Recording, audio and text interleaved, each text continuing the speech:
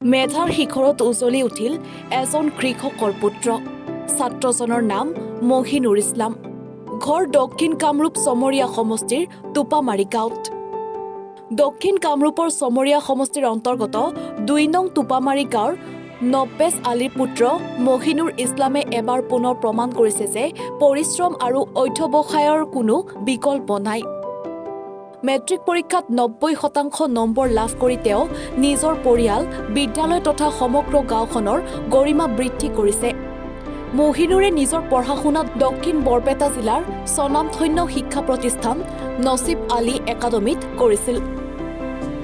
এই উৎসাহী আৰু লক্ষ্যনিষ্ঠ ছাত্ৰজনে ভৱিষ্যতে এগৰাকী IPS বিষয়া হোৱাৰ সপোন পুহি ৰাখিছে।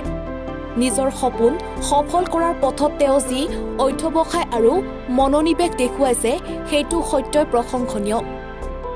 তেওঁৰ এই উজ্জ্বল ফলাফলক লৈ গাঁৱৰ মানুহৰ মাজত আনন্দৰ ধাৰাই বৈ গৈছে। বিশেষকৈ গাঁওখনৰ শিক্ষিত ব্যক্তি তথা পঞ্চায়ত নিৰ্বাচনৰ ৱাৰ্ড সদস্য প্ৰাৰ্থী আব্দুৰ ৰছিদে মহিনুৰৰ লগতে গাঁওখনৰ আন মেট্ৰিক উত্তীৰ্ণ ছাত্ৰ-ছাত্ৰীবোৰক কিতাপ কলম আৰু গামোচাৰে বিশেষভাৱে সম্বৰ্ধনা জনাই উজ্জ্বল ভৱিষ্যতৰ কামনাও কৰে।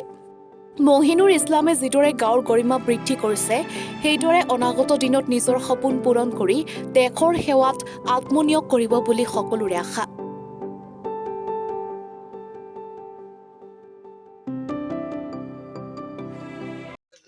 তোমাৰ নাম কি? আসসালামু আলাইকুম, মোৰ নাম মহিনুৰ ইছলাম। আচ্ছা, তুমি কিমান পাৰ্চেণ্টেজত মেট্ৰিক পৰীক্ষাত পাছ কৰিলা? মই গোটেইকেইটা বিষয়ত লেটাৰ নম্বৰ 90% পাবলৈ সক্ষম হৈছোঁ। কোনখন স্কুলৰ পৰা? চাউথ বৰপেটাৰ নছিব আলী একাডেমীৰ পৰা। সফলতাৰ আঁৰত কোন কোন ব্যক্তি জড়িত? মোৰ সফলতাৰ আঁৰত বহুকেইজন ব্যক্তি জড়িত হ'লেও বিশেষকৈ মই দিব বিচাৰোঁ মোৰ মামাহঁতে মোক বহুখিনি অৰিহণা যোগাইছে ৰিজাল্ট কৰিবলৈ। মোৰ দেউতাকে বহুখিনি জোৰাইছে। দেউতা অশিক্ষিত হ'লেও দেউতাই মোক ভাল পৰামৰ্শ দিছিল। তোমাৰ গাঁওখনৰ নাম কি? মোৰ গাঁওখনৰ নাম ২ নং টোপামাৰী। ভৱিষ্যতে কি হ'ব বিচাৰা তুমি? মই যিহেতু দুখীয়া ঘৰৰ ল'ৰা, মোৰ আশা আছিল বহুত। মই সিমান আগবাঢ়ি যাব নোৱাৰিম চাগে টকাৰ অভাৱত। মোৰ আশা আছিল IPS, তথা সেই আশা মই এৰি দি এতিয়া নিট কৰিম বুলি ভাবিছোঁ।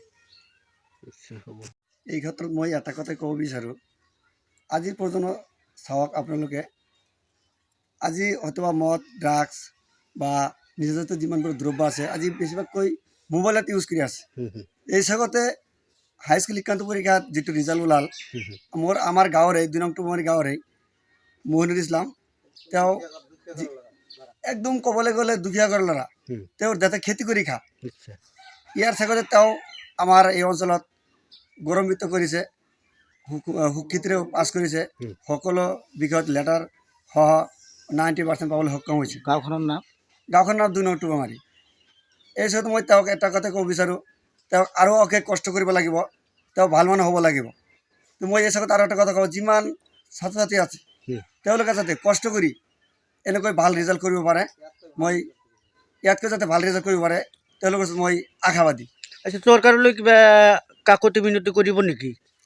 হয়, চৰকাৰে এই হিচাপত মই এটা কথা ক'ব বিচাৰোঁ, ইমান দুখীয়া ঘৰৰ ল'ৰা, যদি কিবা এটা সপোন থাকে, পইচাৰ কাৰণত কিজানি সেইখিনি পাবলৈ সক্ষম নহ'ব।